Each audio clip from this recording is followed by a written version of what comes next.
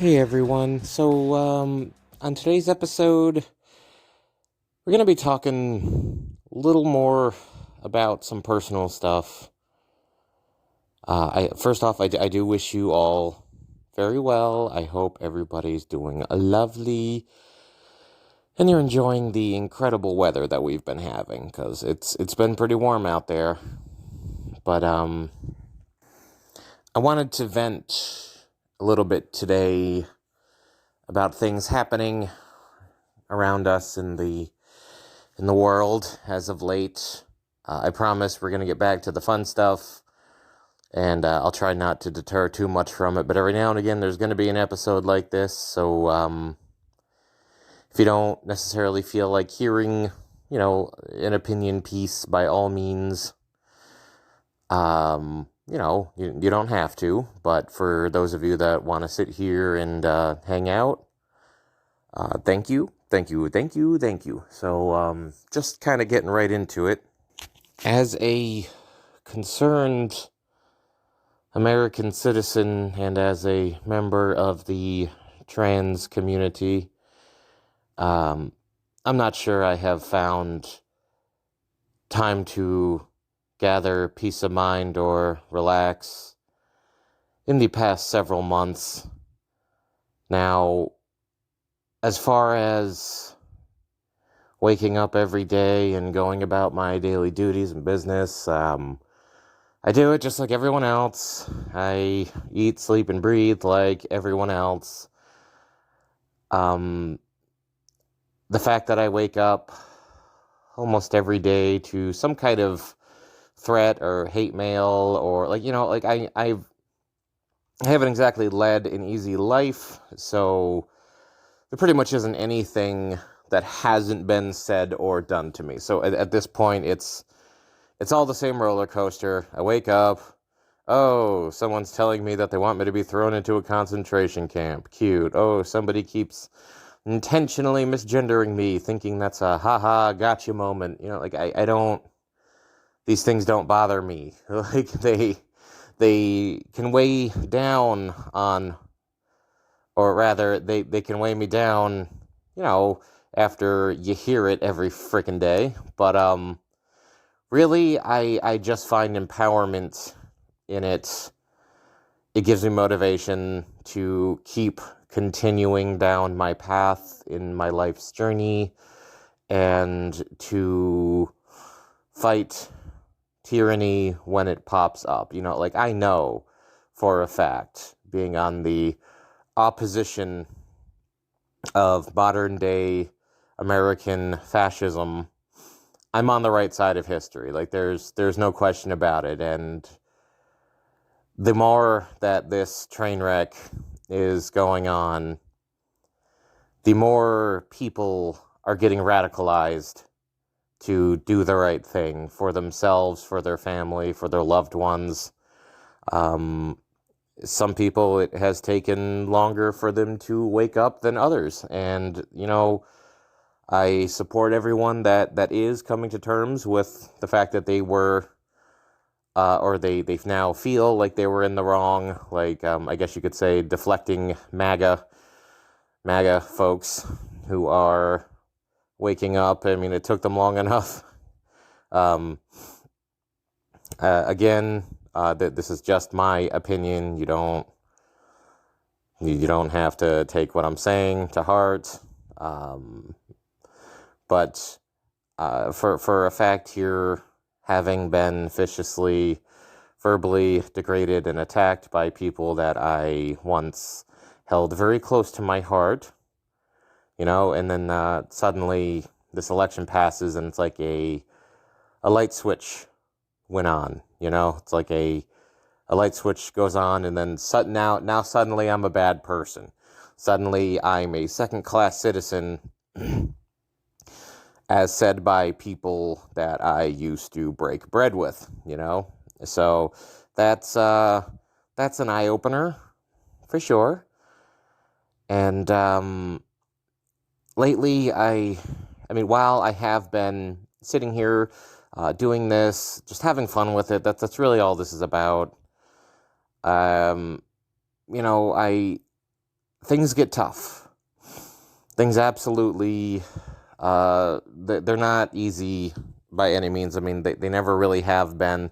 There's never been a point in my life that I've had an easy ride. There's always been a struggle. Finances have always been tight.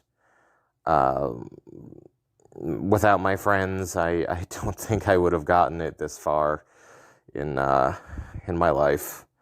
But I just want to also establish to anybody else who is in the LGBT community, or rather just anyone who's having a bad time right now, remember this is a safe space for us all, and I cannot thank you enough for spending time here next to the campfire, next to the carnival campfire.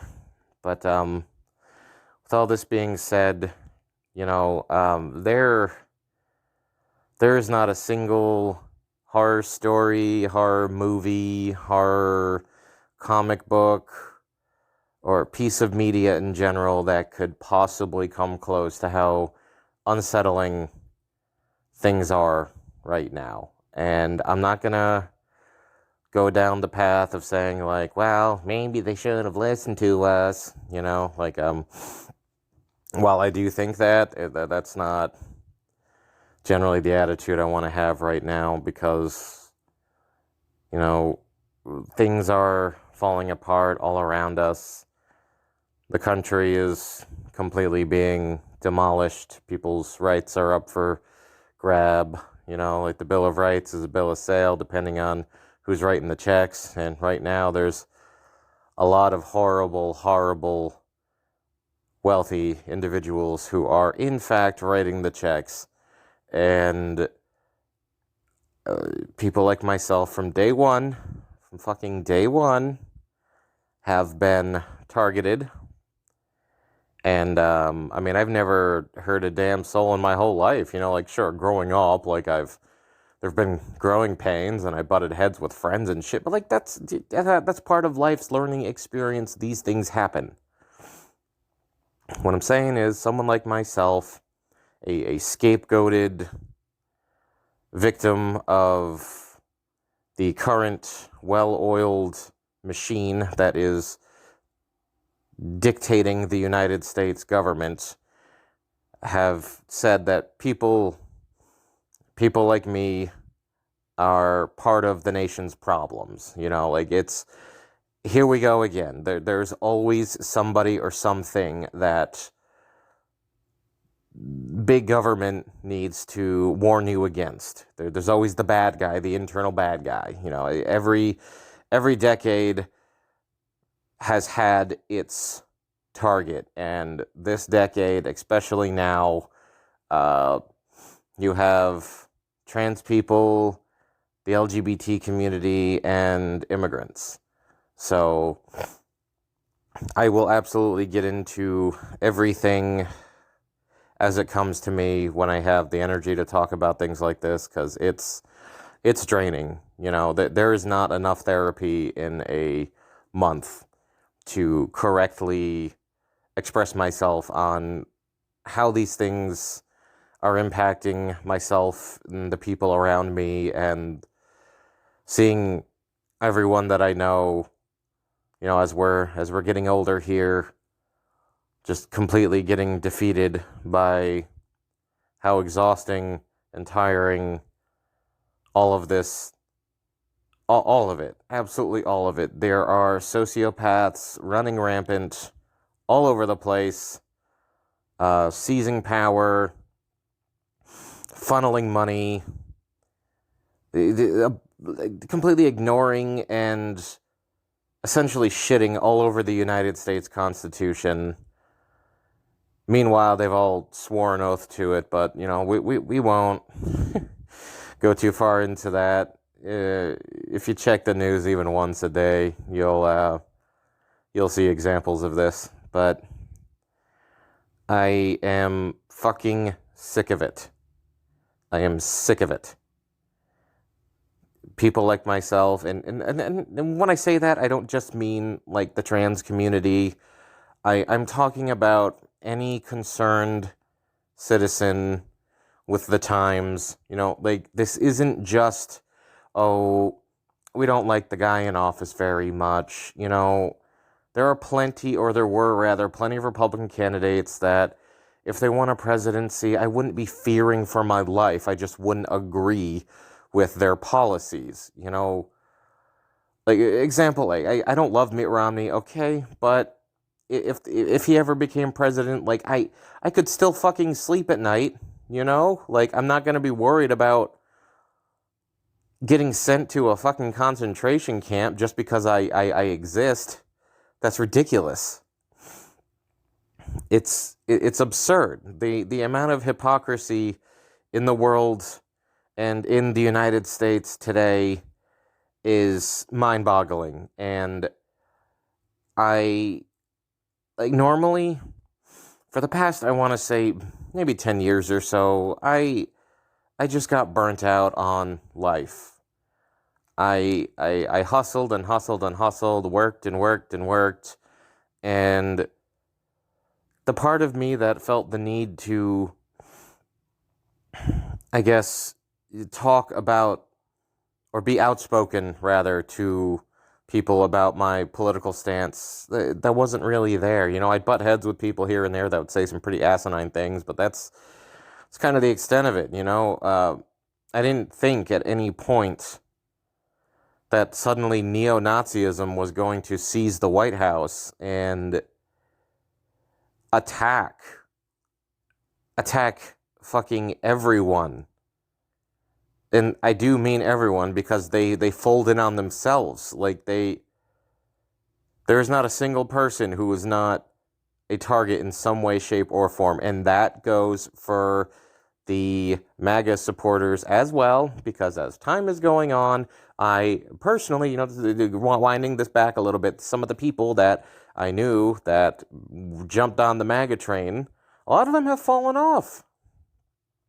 A lot of them have fallen back off and have reached out to me personally. And again, this is just, I'm speaking for myself and only myself here. So a lot of them have reached back out to me and apologized and been like, I'm so sorry, I didn't mean to ruin our friendship over something so stupid. Like, I do support you, I love you, and I can't believe that I fell under the spell, like the fucking Kool-Aid.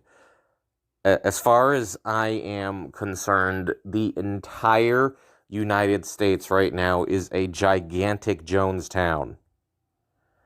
And over 70 million people drank the fucking Kool-Aid. So it blows my fucking mind. I'm not going to take up much more of your time here. I am going to have more rambling pieces like this regarding my personal interpretation of these events. If you did manage to stick around this long, thank you. I appreciate you more than you know. If you found me on social media, reach out, talk about this. I am on Threads. That is my main form of social media communications. That is my largest following. And if any of you are the ones listening to this, I love you. I appreciate you. We are going to get through this. It's not easy. To say that we're not going to be emotionally damaged is a lie, because it's already there. But thank you for joining me today on the Funhouse. And next time, I promise we're going to go back to actually having some fun. So take care. Love y'all. Bye-bye.